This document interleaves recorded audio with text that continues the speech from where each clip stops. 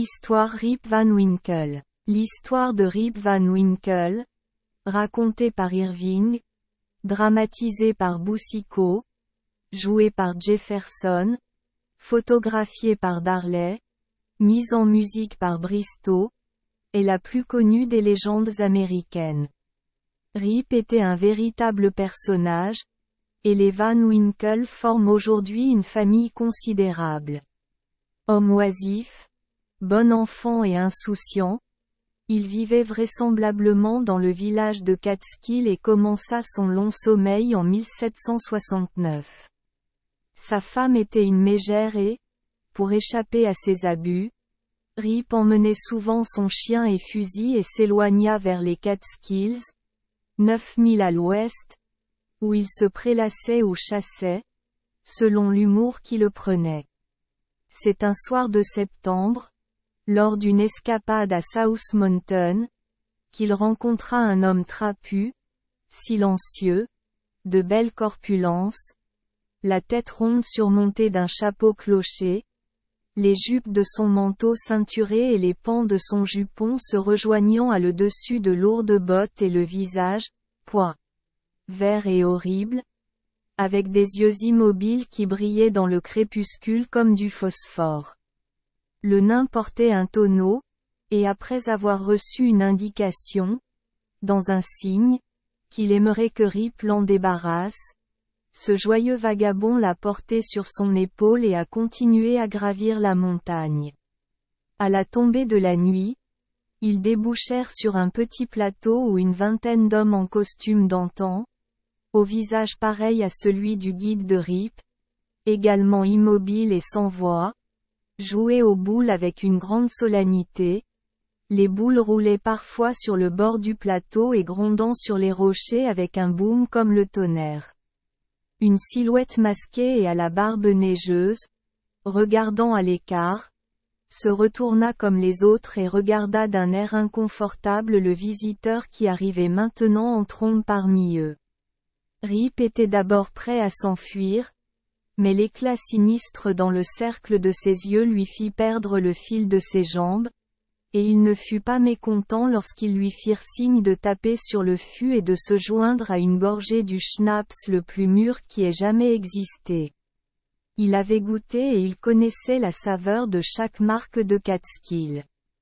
Tandis que ces hommes étranges ne devenaient pas plus sympathiques au passage des flacons, Rip était envahi par une lueur satisfaisante, puis, pris de somnolence et appuyant sa tête sur une pierre, il étendit ses jambes fatiguées et se mit à rêver.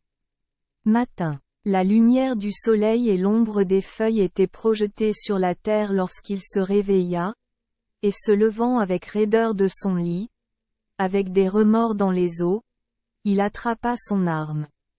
L'instrument déjà vénérable était tellement pourri et rouillé qu'il tomba en morceaux dans sa main, et en regardant les fragments, il vit que ses vêtements tombaient de son corps en lambeaux et en moisissures, tandis qu'une barbe blanche coulait sur sa poitrine. Intrigué et alarmé, secouant tristement la tête en se rappelant la fête des silencieux, il descendit la montagne aussi vite qu'il le pouvait pour lutter contre les rhumatismes aux genoux et aux coudes, et entra dans son village natal.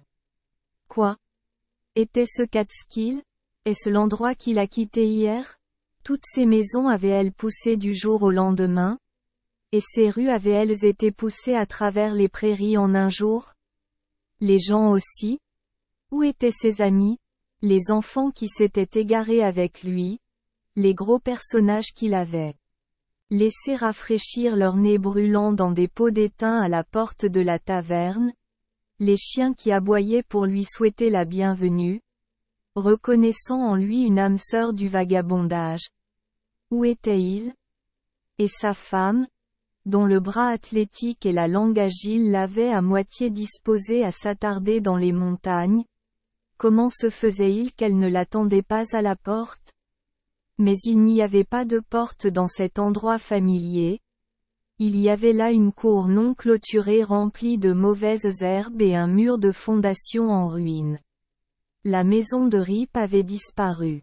Les badauds se moquaient de sa silhouette courbée et élancée, de sa barbe et de ses cheveux, de sa tenue vestimentaire peu recommandable, de son air d'étonnement attristé.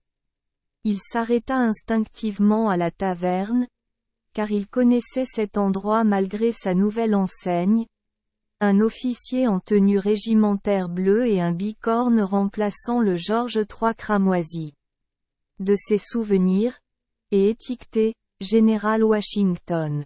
Il y eut autour de lui un rassemblement rapide de vauriens, de habitués des tavernes et d'apprentis bouche bée, et bien que leur visage fût étrange et leur manière grossière, il osa demander s'il connaissait tel ou tel de ses amis. Ami. Nick Vedder, il est mort et parti depuis 18 ans. Brom Dutcher, il a rejoint l'armée et a été tué à Stony Point. Van Brummel, lui aussi est allé à la guerre et est maintenant au Congrès. Et Rip Van Winkle, oui. Il est ici. C'est lui là-bas. Et à la grande confusion de Rip, il vit devant lui une contrepartie de lui-même, aussi jeune, paresseux, déguenillé et facile d'esprit qu'il se souvenait de l'être hier. Où était-ce hier? C'est le jeune Rip, a poursuivi son informateur. Son père s'appelait également Rip Van Winkle, mais il est allé dans les montagnes il y a 20 ans et n'est jamais revenu. Il est probablement tombé d'une falaise, ou a été emporté par des Indiens, ou mangé par des ours. Il y a 20 ans. Vraiment? C'était ainsi. Rip avait dormi 20 ans sans se réveiller. Il avait quitté un paisible village colonial. Il est retourné dans une ville républicaine animée. Comment il finit par trouver, parmi les habitants les plus âgés, certains qui avouèrent le connaître, comment il a trouvé un foyer confortable avec sa fille mariée et le fils qu'il a si gentiment pris en charge, comment il s'est remis des effets de la nouvelle que sa femme était morte d'apoplexie, dans une querelle, la façon dont il reprit sa place au robinet de la taverne, fuma de longues pipes et raconta de longues histoires pendant le reste de ses jours, était un fait connu jusqu'au début de ce siècle. Et une histoire étrange que Rip avait à raconter, car il avait servi d'échanson à l'équipage mort du Half Moon. Il avait bu une tasse de Holland avec nul autre qu'Henry Hudson lui-même. Certains disent que l'esprit d'Hudson a élu domicile au milieu de ces collines, afin de pouvoir contempler la belle vallée qu'il a découverte, mais d'autres soutiennent que tous les 20 ans, lui et ses hommes se rassemblent pour une fête dans les montagnes qui les ont encharmés lorsqu'elles ont été vues pour la première fois se gonfler contre les cieux de l'ouest, et que l'alcool qu'ils boivent cette nuit-là a le fléau de jeter tout mortel qui la boirait dans le ciel. Un sommeil dont rien ne peut le réveiller jusqu'au jour où l'équipage se retrouvera, en gravissant le front et des montagnes par l'ancienne route carrossable. Vous passez, à mi-hauteur, la pierre sur laquelle Rip Van Winkle a dormi, et vous verrez qu'elle est légèrement creusée par sa forme. Les fêtards fantomatiques sont attendus dans les Catskills en 1909 et que tous les touristes qui se trouvent dans les montagnes en septembre de la même année se méfient d'accepter de l'alcool d'étrangers.